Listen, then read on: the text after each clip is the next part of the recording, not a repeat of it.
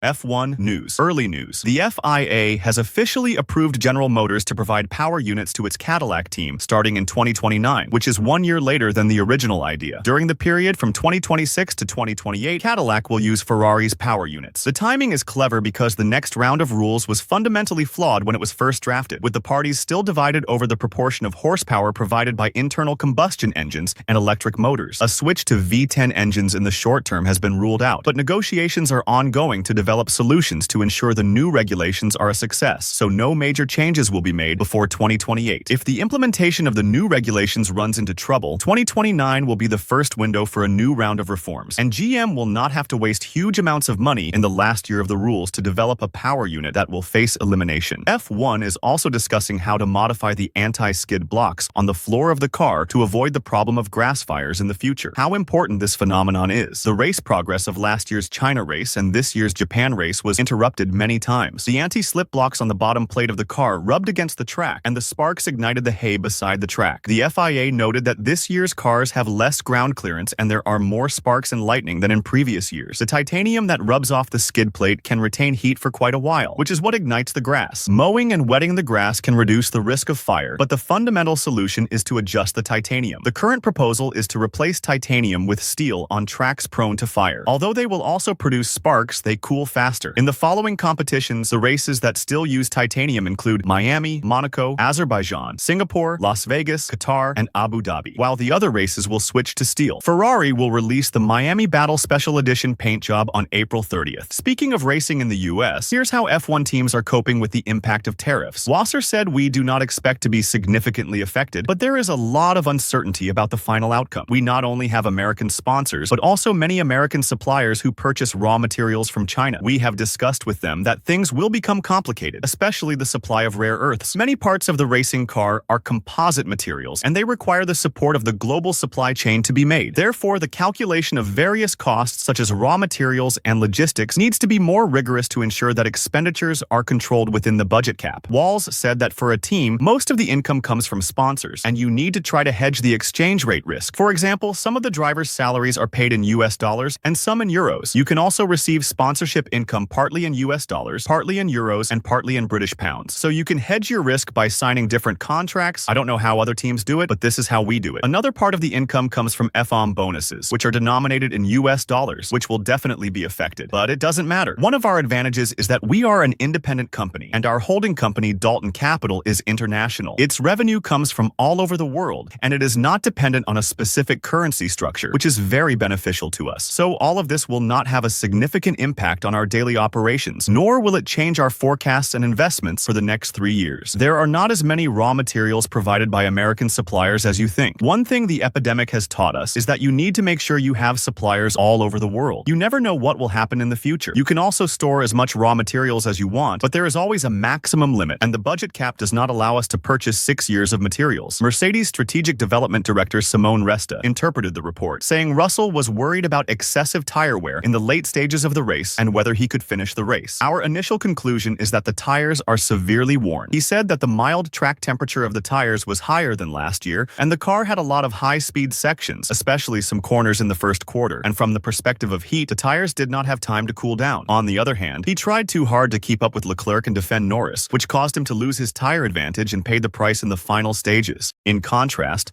Antonelli ran conservatively at the beginning of the second stint, but when he needed to defend against Hamilton's attack, he was able to show speed and open up a gap in the final stage. He felt unwell on Sunday morning, which might be related to the food he ate the day before. Despite his poor physical condition, he still put in a very good performance in this very difficult game. This was another good experience for him. We also saw that all the drivers were very tired after the race. Regarding Plan B mentioned by Russell during the race, our strategy has always been one stop, but we have a set of medium tires and 2 sets of hard tires, which are needed in case of emergency. Russell was a little concerned about tire wear, so he suggested a 2-stop, but based on the data we had, he insisted on 1 stop and finished the race. We discuss a lot of options and analysis before match week about how many plans we have and imagine different scenarios, but as the weekend approaches, the situation will become clearer and clearer. Usually, you only have 1 or 2 options to consider, 3 at most. You don't need to keep 25 different strategies in your mind. You have other things to deal with.